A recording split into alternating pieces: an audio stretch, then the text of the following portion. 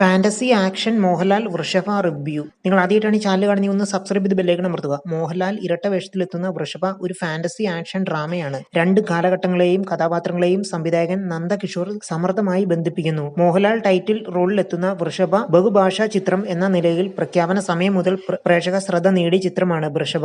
കന്നഡ സിനിമയിൽ നിന്നുള്ള സംവിധായകനായ നന്ദകിഷോർ സംവിധാനം ചെയ്തിരിക്കുന്ന ചിത്രം ഒരേ സമയം തെലുങ്കിലും മലയാളത്തിലുമായി നിർമ്മിക്കപ്പെട്ട ഒന്നാണ്. പ്രീ റിലീസ് പബ്ലിസിറ്റി മെറ്റീരിയലുകളിലൂടെ പ്രേക്ഷകരുടെ ശ്രദ്ധ നേടിയിരുന്ന ചിത്രത്തിന്റെ കാഴ്ചാനുഭവം എങ്ങനെയുണ്ടെന്ന് നോക്കാം. ചിത്രത്തിന്റെ ട്രെയിലറിലും മറ്റും കണ്ടിരിക്കുന്നത് പോലെ തന്നെ ഡബിൾ റോളിലാണ് മോഹൻലാൽ ചിത്രത്തിൽ എത്തിയിരിക്കുന്നത്. അതിലൊന്ന് വജ്ര വ്യാപാരിയായ ആദിദേവ വർമ്മയും മറ്റൊന്ന് പഴയ വൃഷഭ സാമ്രാജ്യത്തിലെ രാജാവായിരുന്ന വിജയേന്ദ്ര വൃഷഭയുമാണ്. ബിസിനസ് രംഗത്ത് ഏറെ ബഹുമാനിക്കപ്പെടുന്ന വ്യക്തിത്വമാണ് ആദിദേവ വർമ്മയുടേത്. യുവാവായ മകനുമൊത്ത് ആഹ്ലാദകരമായ ജീവിതമാണ് അയാൾ നയിക്കുന്നത്. എന്നാൽ പൊടുന്നനെ ഒരു രാത്രിയിലെ ഉറക്കത്തിനിടെ കാണുന്ന ദുർസ്വപ്നം അയാളെ അസ്വസ്ഥനാക്കുന്നു. സ്വപ്നത്തിൽ കാണുന്നത് തനിക്ക് ഒരിക്കലും സഹിക്കാനാവാത്ത ഒന്നായതിനാലും അത് തുടർ രാത്രികളിലും ആവർത്തിക്കുന്നതിനാലും ആദിദേവ വർമ്മയുടെ സ്വൈര ജീവിതത്തെ തന്നെ അത് ബാധിക്കുകയാണ്. അച്ഛന്റെ പ്രശ്നത്തിന് പരിഹാരം തേടി മകനും കൂടി ഇറങ്ങുന്നതോടെ ചിത്രം പല അപ്രതീക്ഷിത തിരിവുകളിലൂടെയും മുന്നോട്ട് പോവുകയാണ്. വൃഷഭ സാമ്രാജ്യത്തിന്റെ കഥ പറഞ്ഞുകൊണ്ടാണ് നന്ദകിഷോർ ചിത്രം ആരംഭിക്കുന്നത്. ഒരിക്കൽ നന്ദവനത്തിലൂടെ കുതിരപ്പുറത്ത് ഒരു ശത്രുവിന് പിന്നാലെ പായുമ്പോൾ അബദ്ധത്തിൽ ഒരു ശിശുഹത്യയ്ക്ക് അയാൾ കാരണക്കാരനാവുന്നു. ദുഃഖപാരവശ്യത്താൽ കുഞ്ഞിന്റെ അമ്മ മനസ്സ് നൊന്ത് രാജാവിനെ ശപിക്കുന്നു. പിന്നാലെ വിജയേന്ദ്ര വൃഷഭയ്ക്ക് അനന്തരാവകാശിയായി ഒരു മകൻ പിറക്കുന്നു. എന്നാൽ ആ അമ്മയുടെ ശാപം അയാളുടെ മനസ്സിൽ ഒതുങ്ങാതെ ഒരു കനൽ പോലെ മനപ്രയാസം ഉണ്ടാക്കുന്നു. പിന്നാലെ ഒരു അത്യാഹിതവും സംഭവിക്കുന്നു. ഈ രണ്ട് ലോകങ്ങളിലെ തികച്ചും വ്യത്യസ്തരായ രണ്ട് മനുഷ്യരുടെ കഥകളിലെ വേറിട്ട രീതിയിൽ കൂട്ടിക്കെട്ടിയിരിക്കുകയാണ് സംവിധായകൻ നന്ദകിഷോർ. അതിലെ ഫാന്റസിയും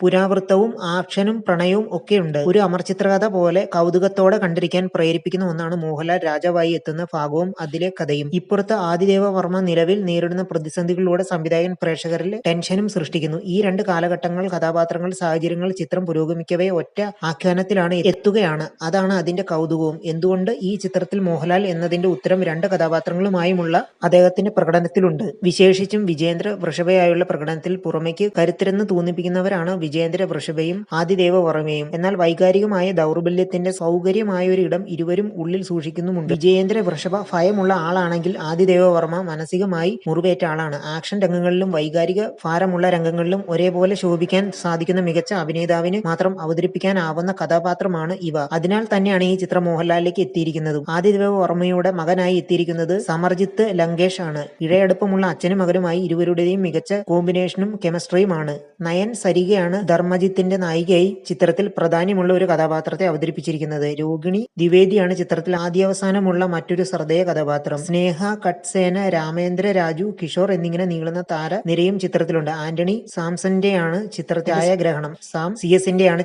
സംഗീതം. ഫാന്റസി ആക്ഷൻ ഡ്രാമ ഗണത്തിൽപ്പെട്ട വേറിട്ട ശ്രമമാണ് വൃഷഭ. ഇത്തരത്തിൽ ഒരു ചിത്രത്തിൽ മോഹൻലാൽ ഇതുവരെ എത്തിയിട്ടില്ല എന്നതാണ് മലയാളികളെ സംബന്ധിച്ച് ഈ ചിത്രത്തിലുള്ള കൗതുകം. നിങ്ങൾ ആദ്യമായിട്ടാണ് ഈ ചാനൽ കാണുന്നത്, ഒന്ന് സബ്സ്ക്രൈബ് ചെയ്ത് ബെല്ലൈക്കൺ അമർത്തുക.